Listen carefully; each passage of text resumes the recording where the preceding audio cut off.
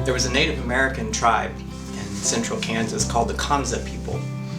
They believed that when war was over, that peace would be symbolized by the breaking of their weapons. In this case, the Kanza, they used arrows. And so when times of peace came and there was no war, they would literally break their arrows as a contract, as a sign of peace, saying, this will be a place of peace and this will be a place of safety. This is a place where no harm will come your way. This is a place where we will look out for each other, we'll protect each other, we'll do everything possible to ensure that these weapons, that this community can thrive, that the weapons are gone, that the community can thrive from here forward. And that is why we named the place Broken Arrow Ranch. That it would be a place of peace and safety. That it would be a place where people could come and get away from the world, they could get away from the fear, they could get away from the anxiety, they could get away from war and strife and anger and violence, and they could find hope, they could find refreshment, and they could find a place where the love of Christ abounds. And that's why it's so hard for me during this time to think about not having that place of peace and safety. This decision to cancel Broken Arrow Ranch's summer ministry program has been weighing on my heart and my mind for a very long time. When I first heard about the coronavirus, it was back in December. I was on Christmas break and I was thinking about, wow, that sounds really awful. And then when we were up in Lincoln in January recruiting for summer camps, a group of us youth directors were sitting around talking about, man, what would happen if that came to our camp? What would happen if that came to our state? How would this even affect us? It won't happen, it won't happen. And then as we were having that conversation, just a few minutes later, one of us in the group got a notice on their phone saying that the first case had hit the United States. We were all kind of shocked that we had just been having that conversation, and then here it is. It's in our country. It's in our land. And so in February, when we were at meetings down in Dallas, we began discussing what would happen, how should we plan, how should we prepare. And it was at that point that I started thinking very seriously about the coronavirus, thinking very seriously about backup plans for this summer.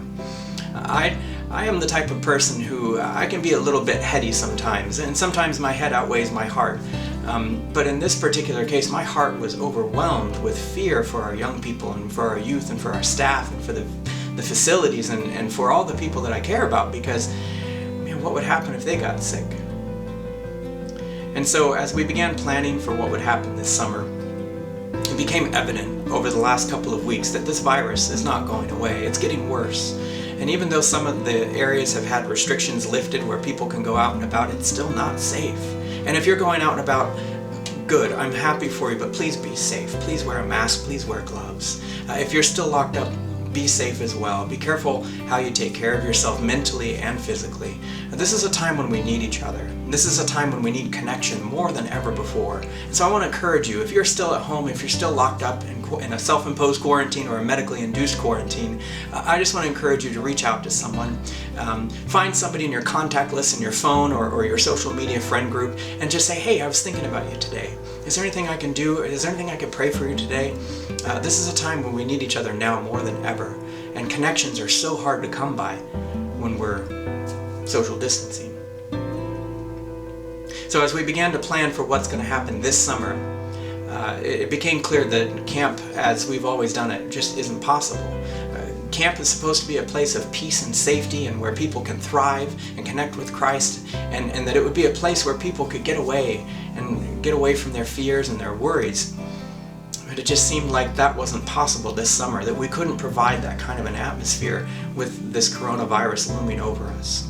And so we made this decision because we care about our people and we want to protect them. Ultimately, that's what it comes down to, is we love our people too much to put them in harm's way. And so I want to say thank you to my staff. I wanted to say thank you for those of you who committed to come and serve this summer. Even with the unknowns of what might happen, you still committed to come and you were excited and you had all this energy, and we put a lot of planning and energy into this summer. I just want to say thank you. I want to say thank you to my assistant directors, to Jerry and to Andrew. I want to say thank you to my program director, Cassidy. And I want to say thank you to my boys and girls director, Morgan, and to Owen. And I want to say thank you to all of my staff, the counselors, the activity staff, my lifeguards, my kitchen staff, everybody who had said yes to come and serve despite the unknowns and the fears. Thank you. I love you each. Every summer my camp staff become my family. My family is very big now because I have 4 summers worth of amazing staff that I now call family. And it's really hard for me to not have summer camp. It's really hard for me to not have this valuable ministry happen. And so I just want to say thank you, and I'm going to miss you this summer.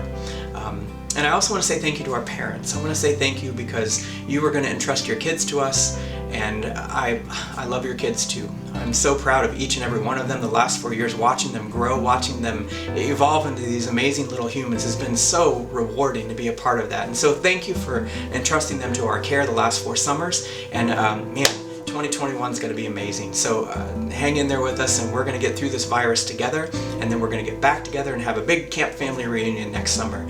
So thank you. Please stay safe. Look out for each other. Reach out to each other. And may the Lord's love and peace and safety be upon you.